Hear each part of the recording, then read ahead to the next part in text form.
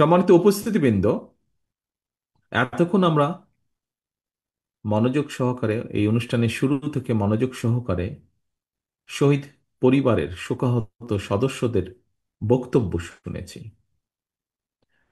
যারা শহীদ হয়েছেন, কোনোভাবেই তাদের আত্মত্যাগের প্রতিদান দেওয়া সম্ভব নয়।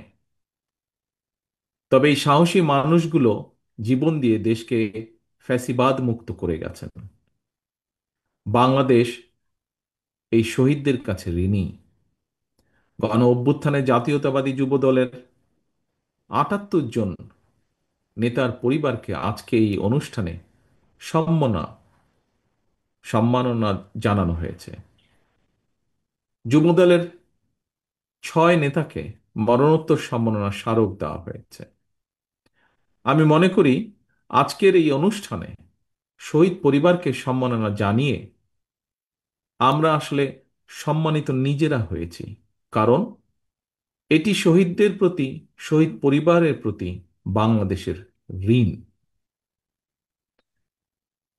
একমাত্র শহীদদের আকাঙ্ক্ষার বাংলাদেশ গঠনের মাধ্যমেই তাদের এই ঋণ পরিশোধ করা সম্ভব বলে আমি মনে করি। আল্লাহ যেন তাদের মৃত্যুকে শহীদী মৃত্যু হিসাবে কবুল করেন। আল্লাহর দরবারে আমরা সবাই সেই প্রার্থনা জানাই। গণ অভ্যুত্থানে দেশে বিদেশে ভূমিকা রাখা নেতাকর্মীদেরকেও এই অনুষ্ঠানে বিশেষ সম্মাননা জানানো হয়েছে, আমি যতটুকু জানি। সম্মানিত উপস্থিতিবৃন্দ, আজকের এই অনুষ্ঠানে একই সঙ্গে খুব আগে একটি চিত্রাঙ্গন প্রতিযোগিতা ছিল এবং সেখানে অংশগ্রহণকারী খুব সম্ভবত সেরা 50 জনকে সনদ এবং একই সাথে একটি গিফট প্রদান করা হয়েছে। অবশ্যই এটি একটি প্রশংসনীয় উদ্যোগ। সন্তানতুল্য মেধাবী এই শিশু কিশোরদের আমরা আদর এবং ভালোবাসা জানাই। শিশু কিশোর চিত্রাঙ্কন প্রতিযোগিতায় আমি যতটুকু জেনেছি প্রায় ১,৫০০-এর মতন শিশু কিশোর অংশগ্রহণ করেছিল। উপস্থিতিবৃন্দ, বর্তমানে ফোন, কম্পিউটার, ভিডিও গেম সহ নানা রকম ইলেকট্রনিক্স আইটেম শিশুদের মনোযোগের কেন্দ্রবিন্দুতে ব্যাপক প্রভাব বিস্তার করেছে, শুধু বাংলাদেশে নয়, পুরো পৃথিবীব্যাপী। এমন পরিস্থিতিতে শিশু কিশোর যারা চিত্রাঙ্কন প্রতিযোগিতায় এমন একটি সৃজনশীল কাজে অংশ নিয়েছে, আমি মনে করি খুব সম্ভবত বোধহয় তাদের পুরস্কার পাওয়ার জন্য এটাই যথেষ্ট। সেজন্যই ১,৫০০ শিশু কিশোর যারা এই চিত্রাঙ্কন প্রতিযোগিতায় অংশগ্রহণ করেছে, তাদের প্রত্যেককে যদি বই সহ একটি ছোট হলেও একটি পুরস্কার পৌঁছে দেওয়া যায়, মনে হয় সেটি বোধহয় ভালো হবে। আমি যুবদলের নেতৃবৃন্দকে এই বিষয়টি বিবেচনা করার জন্য অনুরোধ করব।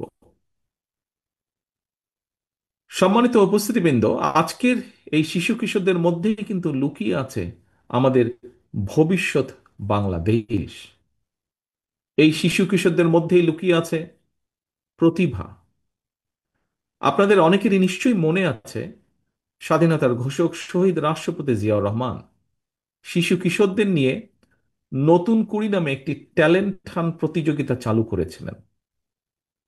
আমি জানি না, তবে এখানে যেহেতু আজ বহু মানুষ উপস্থিত আছেন, হয়তোবা আপনাদের মধ্যে এখানে কেউ না কেউ হয়তোবা আছেন যারা নতুন কুড়ির সদস্য ছিলেন, হয়তো খুব সম্ভব। শিশু কিশোরদের নিয়ে এ ধরনের একটি সুন্দর আয়োজনের জন্য আমি আবারও যুবদলকে বিশেষভাবে ধন্যবাদ জানাই।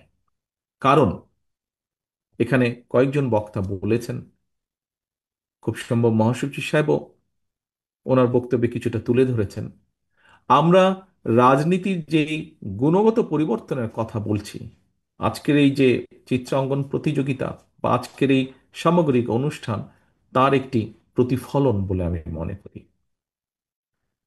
ভবিষ্যতে শিশু কিশোরদেরকে নিয়ে এই ধরনের আরো সুন্দর সৃজনশীল অনুষ্ঠান আয়োজিত হবে, এটি ব্যক্তিগতভাবে আমার একটি বিশ্বাস, প্রত্যাশা। সম্মানিত উপস্থিতিবৃন্দ, সকল পর্যায়ের উপস্থিতিবৃন্দ,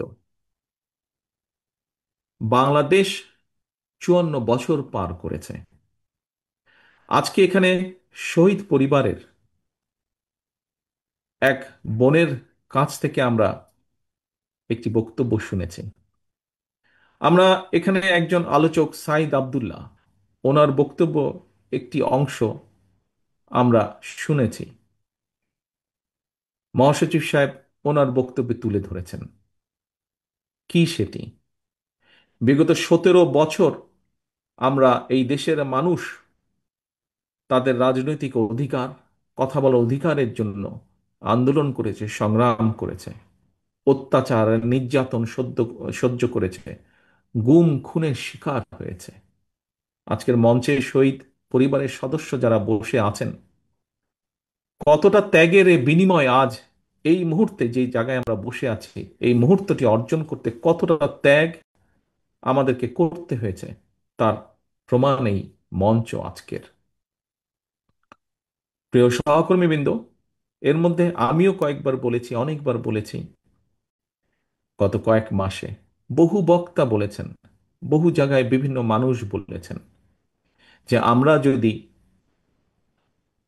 শহীদদেরকে সত্যিকারভাবে সম্মানিত করতে চাই, শুধু জুলাই আগস্ট না, বিগত 15 বছর ধরে বিএনপি সহ বিভিন্ন রাজনৈতিক কর্মীর বাইরেও সমাজের বিভিন্ন মানুষ, বিভিন্ন শ্রেণী পেশার মানুষ, যারা নিজেদের অধিকারের কথা তুলে ধরতে গিয়ে, নিজেদের দাবি আদায় করতে গিয়ে বিভিন্নভাবে সেই পলাতক স্বৈরাচারের অত্যাচার নির্যাতনের শিকার হয়েছে, এই সকল মানুষগুলোকে, এই সকল শহীদদেরকে, এই সকল অত্যাচারিত মানুষ যারা বেঁচে আছেন, নির্যাতিত হয়েছেন, বেঁচে আছেন, প্রত্যেকের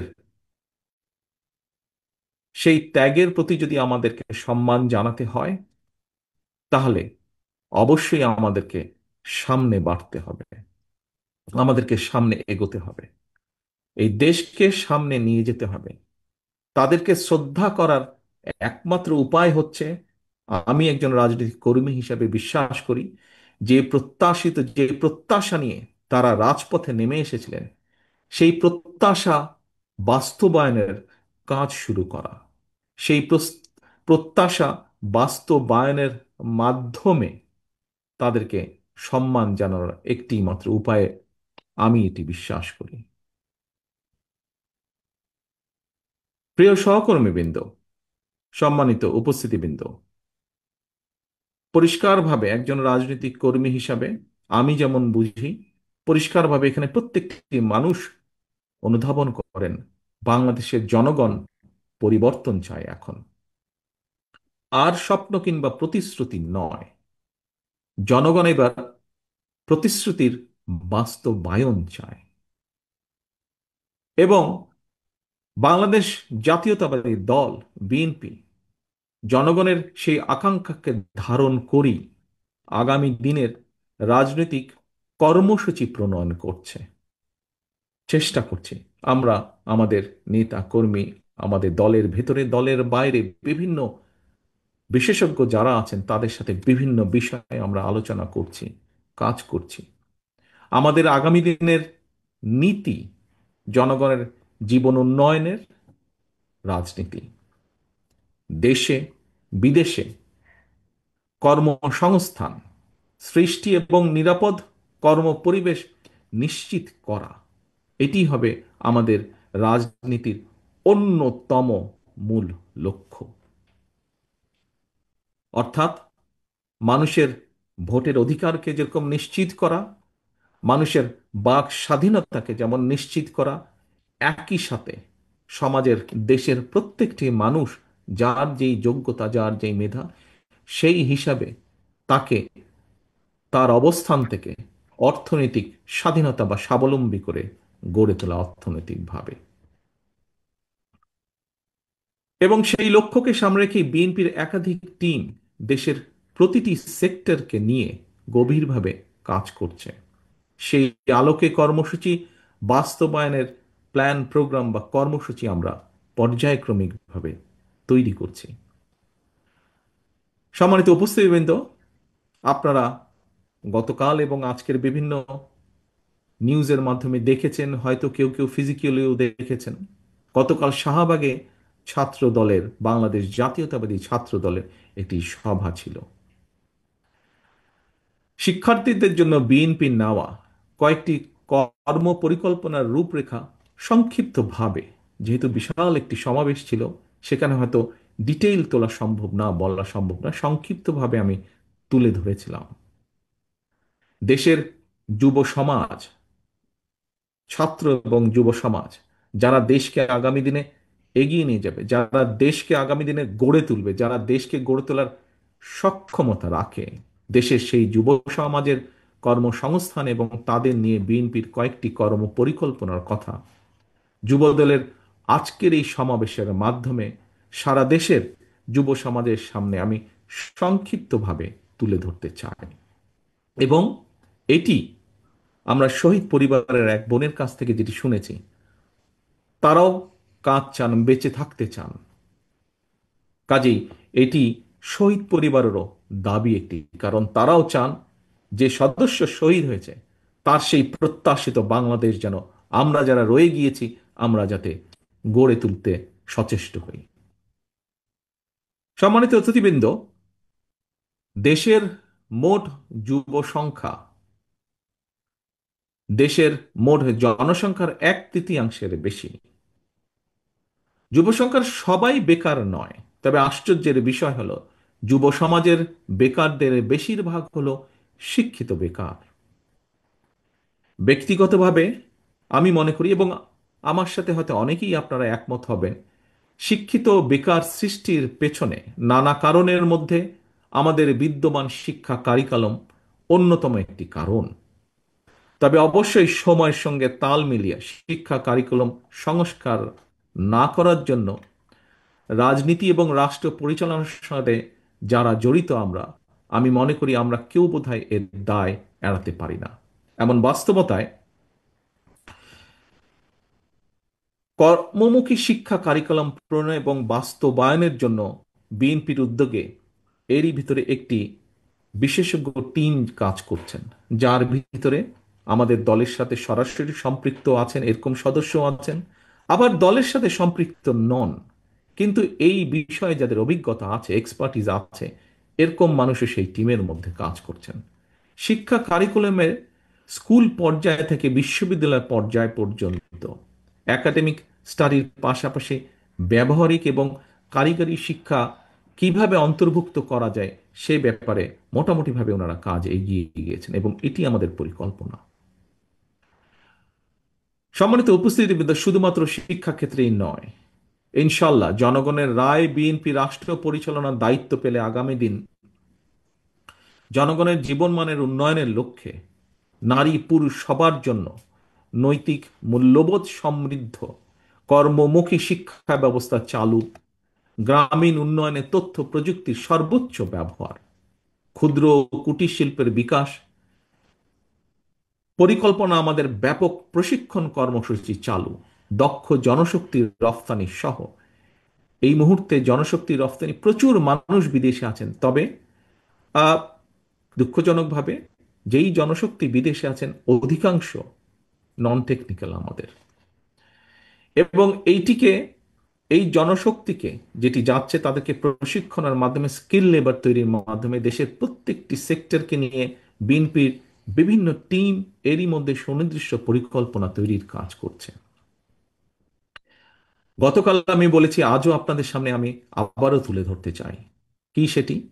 আমাজন, ইবে কিংবা আলিবাবার মতন যে বিখ্যাত অনলাইন যে বিজনেস প্ল্যাটফর্ম আছে, বাংলাদেশে উৎপাদিত ক্ষুদ্র এবং কুটির শিল্প পণ্য সরবরাহের সুযোগ রয়েছে এইসব প্ল্যাটফর্মে।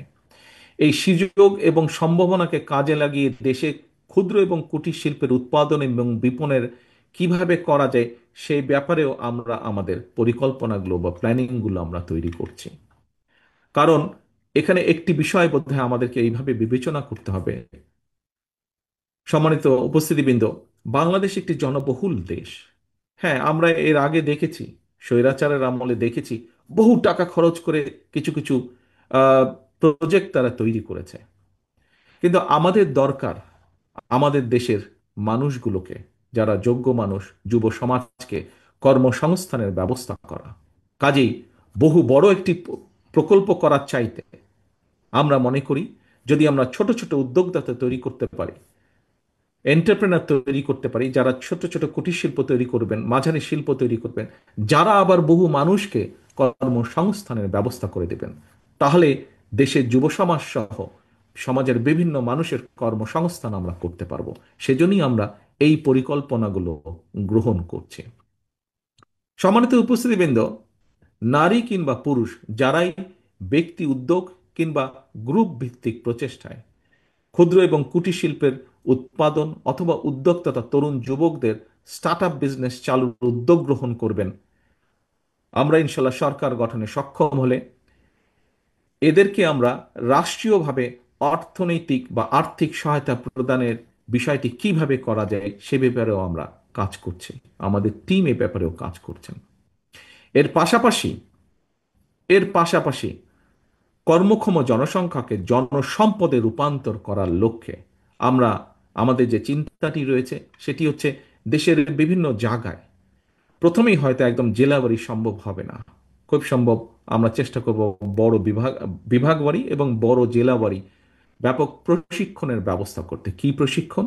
এর ভিতরে plumbing, electrician, mechanic, dental hygienist অথবা মেডিকেল টেকনিশিয়ান এর মতন এই ধরনের, এর ছাড়াও স্বল্প মেয়াদী ট্রেনিং কোর্স, এইগুলো চালু করা যায় কিনা বা কিভাবে চালু করা যায়। কারণ এইসব কোর্স প্রণয়ন এবং বাস্তবায়ন পরিকল্পনা নিয়ে এর ভিতরে আমরা কাজ করছি এবং যা আমরা দেখতে পাচ্ছি যে এইগুলোর মাধ্যমে আমরা বহু মানুষকে দেশের ভিতরে যেমন কর্মসংস্থানের ব্যবস্থা করে দেওয়া সম্ভব হবে, একইভাবে আমরা দক্ষ বা স্কিল লেবার আমরা পাঠাতে পারবো, যেটা ভ্যালু অ্যাড করবে। আরো অধিক সংখ্যক বৈদেশিক মুদ্রা তারা আমাদেরকে পাঠাতে সক্ষম হবে। সম্মানিত উপস্থিতিবৃন্দ, বিশ্বায়নের বর্তমান সময়ে দক্ষ মানুষের জন্য অনেক দেশেই সম্ভাবনার সকল দরজা কিন্তু খোলা। তবে এই সুযোগকে যদি আমাদের আমাদের দেশের সন্তানদেরকে, আমাদের দেশের মানুষকে কাজে লাগাতে হয়, তাহলে ভাষা জানা থাকাটা খুব জরুরি প্রয়োজন। এই কারণেই স্কুলের শিক্ষার্থীদের পাশাপাশি আগ্রহী তরুণ যারা স্কুলের গণ্ডি পেরিয়ে এসেছেন বা ইন্টারমিডিয়েটের গণ্ডি বা ডিগ্রির গণ্ডি পেরিয়ে এসেছেন, এরকম বহু তরুণ আছেন যাদের কর্মসংস্থানের প্রয়োজন, যুবকদের কর্মসংস্থানের প্রয়োজন, কিন্তু শিক্ষা গণ্ডি পেরিয়ে এসেছেন। এই মানুষগুলোকে বিভিন্ন আন্তর্জাতিক ভাষায়, বাংলা ভাষার পাশাপাশি ইংরেজি, আরবি, Mandarin, Japanese, French, Germany, Italian, বিশ্বের বহুল প্রচলিত ভাষা শেখানোর জন্য আমরা ভাষা শিক্ষা কোর্স চালু করব, যেটি শুধু ঢাকা শহরে সীমাবদ্ধ থাকবে না, এটিকে আমরা ডিস্ট্রিক্ট লেভেল, বিভাগ লেভেল পর্যন্ত আমরা ছড়িয়ে দিতে চাই জিনিসটিকে। ল্যাঙ্গুয়েজ সেন্টারে স্বল্পমেয়াদী ভাষা শিক্ষা কোর্স শেখানোর জন্য দেশে এবং বিদেশ থেকে আমরা চেষ্টা করব দেশের মধ্যেই রাখতে। যদি প্রয়োজন হয় আমরা বিদেশ থেকেও শিক্ষক নিয়োগ আমরা দিব। এছাড়াও কিন্তু এই মুহূর্তে দেশে বিদেশ ফেরত অনেকেই রয়েছেন যাদের বিভিন্ন দেশের ভাষা জ্ঞান রয়েছে। আমরা তাদেরকেও শিক্ষক হিসাবে পার্ট টাইম শিক্ষকতার সেই সুযোগটা কিভাবে দেওয়া যায় সেটির ব্যাপারে আমরা চিন্তা ভাবনা করছি, বা আমাদের টিম সে ব্যাপারেও কাজ করছেন। সম্মানিত অতিথিবৃন্দ, মাতৃভাষার পাশাপাশি বিদেশি কোনো ভাষার উপরে প্রাথমিক দক্ষতা অর্জন করতে পারলে আমার কাছে মনে হয় বিশ্বের অনেক দেশেই কিন্তু সহজেই কর্মসংস্থান করা সম্ভব। বিশ্বের অনেক দেশে বিভিন্ন সেক্টরে দক্ষ এবং প্রশিক্ষিত কর্মীর প্রয়োজন রয়েছে। দক্ষ এবং প্রশিক্ষিত কর্মীর প্রয়োজন রয়েছে। অনেকেই প্রশ্ন করতে পারেন যে আপনারা যে এগুলা করবেন, তারপরে এই মানুষগুলো কোথায় যাবে, কিভাবে তারা বিদেশে চাকরি পাবে, বা এই ব্যবস্থাটা কিভাবে কি হতে পারে। আমরা এর মধ্যে কাজ করছি যে প্রয়োজনে বাংলাদেশের দূতাবাসগুলোর মাধ্যমে সংশ্লিষ্ট দেশের চাহিদা, যেমন ধরুন জাপানে যাবে আগামী 5 থেকে 10 বছর, জাপানে কি কি ধরনের মানুষের প্রয়োজন আছে সেটি আমরা আমাদের দূতাবাসগুলোর মাধ্যমে এই ইনফরমেশন ডাটাগুলো আমরা জোগাড় করার চেষ্টা করব, এবং ঠিক সেইভাবে আমরা সেই মোতাবেক আমরা আমাদের সেই মানুষগুলো, ধরেন আগামী 10 বছর জাপানে হয়তো 10 লক্ষ শ্রমিক নিবে বিভিন্ন ক্যাটাগরির। আমরা ঠিক সেভাবে করে আমাদের 10 লক্ষ মানুষকে আমরা তৈরি করব। আমরা কর্মক্ষম বেকার যুবশক্তিকে সংশ্লিষ্ট ওই বিষয় প্রশিক্ষণ দিব, দক্ষ জনশক্তিতে আমরা রূপান্তর করব। এবং এই পদক্ষেপ শুধু বিদেশের বাজারে নয়, বরং আমরা দৃঢ়ভাবে বিশ্বাস করি এটি দেশের বাজারেও ভূমিকা রাখতে সক্ষম হবে। প্রিয় উপস্থিতিবৃন্দ, নাগরিকদের স্বাস্থ্য সেবা নিশ্চিত করার জন্য বিএনপি একটি পরিকল্পনা গ্রহণ করেছে, কর্মসূচি গ্রহণ করছে। নাগরিকদের প্রাথমিক স্বাস্থ্য সেবা নিশ্চিত করার জন্য আমরা একটি নীতিতে বিশ্বাস করি, যেটি উন্নত বিশ্বেও এখন তারা এটি প্রয়োগ করছে। কি সেটি? এক লাইনে যদি বলতে হয়, সেটি হচ্ছে প্রতিকারের চেয়ে প্রতিরোধ উত্তম। অর্থাৎ একজন মানুষ অসুস্থ হয়ে গেলে কিন্তু তার পেছনে খরচ অনেক বেশি, সেটি পরিবারের খরচ হোক, সেটি রাষ্ট্রের খরচ হোক। কিন্তু কিছু কিছু নলেজের মাধ্যমে, কিছু ইনফরমেশনের মাধ্যমে যদি একজন মানুষ সুস্থ থাকতে পারেন, তাহলে কোনো কারণে যদি অসুস্থ হয়ে যায় কেউ, বরঞ্চ সেই মানুষটিকে ডাক্তার, নার্স বা সরকার বা সরকারের পক্ষ থেকেও যদি হেলথের জন্য যে রিসোর্স থাকে, সেটির উপর চাপ কম পড়বে। সেই জন্যই আমরা যেতে চাইছি একটি স্লোগানে এবং সেই নীতিতে, প্রতিকারের চেয়ে প্রতিরোধ উত্তম। এই নীতিমালার উপরে ভিত্তি করে আমরা আমাদের স্বাস্থ্যর বিষয় সংক্রান্ত পুরো প্ল্যানিংটাকে আমরা সাজাতে চাচ্ছি। এক্ষেত্রে আমি দেশের যুব নারী সমাজের দৃষ্টি আকর্ষণ করে বলতে চাই যে, জনগণের রায় ইনশাল্লাহ বিএনপি রাষ্ট্র পরিচালনার সুযোগ পেলে নাগরিকদের স্বাস্থ্যসেবা নিশ্চিত করার জন্য বিএনপি, এই যে একটু আগে যেটি বললাম, আমরা আমাদের স্বাস্থ্যসেবাটাকে সাজাচ্ছি, আমরা আমরা সমগ্র বাংলাদেশে ইউনিয়ন পর্যায়ে এবং চেষ্টা করব আমরা গ্রাম পর্যায়ে যাওয়ার জন্য হেলথ কেয়ারের ওয়ার্কার নিয়োগের পরিকল্পনা করেছি আমরা। এবং এই হেলথ কেয়ারের যে আমরা নিয়োগ করব, এর শতকরা 80শতাংশই হবেন যুব সমাজের মধ্যে থেকে নারী সদস্য যারা, তাদেরকে। এতে করে একদিকে নারীর অর্থনৈতিক ক্ষমতায়ন ঘটবে, অপরদিকে প্রশিক্ষণপ্রাপ্ত যে আমাদের হেলথ কেয়ারের ওয়ার্কারজন থাকবেন, জনগণের প্রাথমিক স্বাস্থ্য সেবায় তারা একটি গুরুত্বপূর্ণ যুগান্তকারী ভূমিকা রাখতে সক্ষম হবেন বলে আমরা দৃঢ় বিশ্বাস করি। সম্মানিত উপস্থিতিবৃন্দ, সুস্থভাবে বেঁচে থাকতে হলে পরিবেশ এবং জলবায়ুর পরিবর্তন একটি গুরুত্বপূর্ণ বিষয়, অত্যন্ত, এবং এ থেকে এড়িয়ে যাবার বোধহয় কোনো সুযোগ নেই। বাংলাদেশের সরকারি বেসরকারি সব মিলিয়ে প্রায় 1 লক্ষ নার্সারি, নার্সারি বলতে আমি বোঝাচ্ছি যেখানে আমরা গাছের চারা তৈরি করি বা গাছের চারা বিক্রয় করি, আমরা এই ধরনের নার্সারি 1 লক্ষ নার্সারির মতন রয়েছে, সরকারি এবং বেসরকারি পর্যায়ে মিলিত। এইসব নার্সারিগুলোতে বর্ষার সময় যদি আমরা বাদ দেই, বর্ষার সময় হচ্ছে গাছ লাগানোর সময়, এটিকে যদি আমরা বাদ দিই, বাকি যে 8 মাস, 7 মাস, 8 মাস সময় থাকে, সেই সময় আমরা চারা উৎপাদন করব। এবং এই উৎপাদিত চারা দিয়ে পরিবেশের উন্নয়নের জন্য, পরিবেশের ব্যালেন্স রক্ষা করার জন্য ইনশাল্লাহ 5 বছরে আমাদের লক্ষ্য হচ্ছে 25 থেকে 30 কোটি গাছ লাগানোর। যেই গাছ আমরা মনে করি পরিবেশকে যেমন রক্ষা করবে, একইভাবে বাংলাদেশকে বন্যা খরা থেকেও রক্ষা করবে। উপস্থিতিবৃন্দ, আরেকটি পরিকল্পনার কথা আপনাদের সামনে আমি তুলে ধরতে চাই। শহীদ রাষ্ট্রপতি জিয়াউর রহমান, শহীদ রাষ্ট্রপতি জিয়াউর রহমানের একটি বিখ্যাত এবং অত্যন্ত জনপ্রিয় একটি কর্মসূচি ছিল। কি সেটি? বললেই আপনারা সবাই বলতে পারবেন, খাল খনন কর্মসূচি। আমরা বিভিন্ন বিষয় বিবেচনা পর্যালোচনা করে দেখেছি, ইনশাল্লাহ আগামী দিনে সরকার গঠন করতে সক্ষম হলে আমরা যে কোনো মূল্যে সমগ্র দেশে শহীদ জিয়ার এই খাল খনন কর্মসূচি আমরা আবার শুরু করব।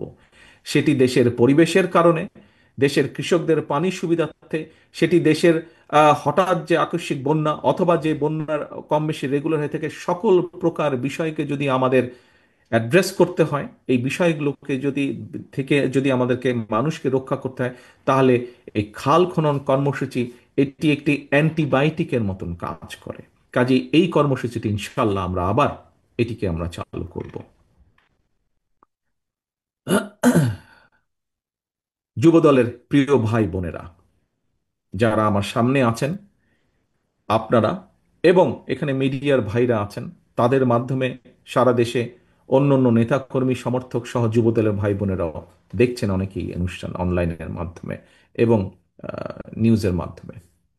আমি আপনাদের সামনে দীর্ঘ রাজনৈতিক বক্তৃতা হয়তো দিতে পারতাম, সময় পার করতে পারতাম, কিন্তু আমি আগেই বলেছি, আবারও বলছি, আমি বিশ্বাস করি এই মুহূর্তে বাংলাদেশের মানুষ কথামালার রাজনীতি আর চাচ্ছে না। তারা একটি পরিবর্তন চাচ্ছে, প্রতিশ্রুতি চাচ্ছে না, বরং প্রতিশ্রুতির বাস্তবায়ন চাচ্ছে। জনগণ এখন সুস্থ পরিকল্পনা গ্রহণ এবং প্রতিশ্রুতির বাস্তবায়ন চায়, এবং জনগণের সেই প্রত্যাশা পূরণের লক্ষ্যে বিএনপি জনগণের জীবন মান উন্নয়নের সুনির্দিষ্টভাবে কতগুলো পরিকল্পনা গ্রহণ করছে। বহু কিছু করার আছে, বাট শুরু করতে হবে এক জায়গা থেকে, এবং যেগুলো বেসিক জিনিস আমরা সেখান থেকে শুরু করতে চাই। গতকাল ছাত্রদল আয়োজিত অনুষ্ঠানে শিক্ষার্থীদের কর্মসংস্থান নিয়ে কিছু পরিকল্পনা তুলে ধরেছিলাম।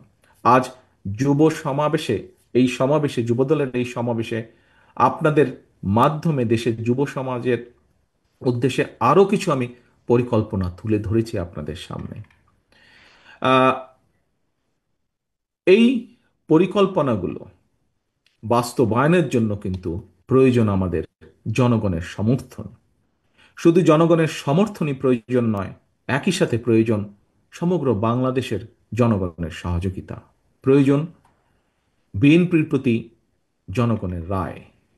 কারণ আমরা মনে করি জনগণই বিএনপির সকল রাজনৈতিক ক্ষমতার উৎস।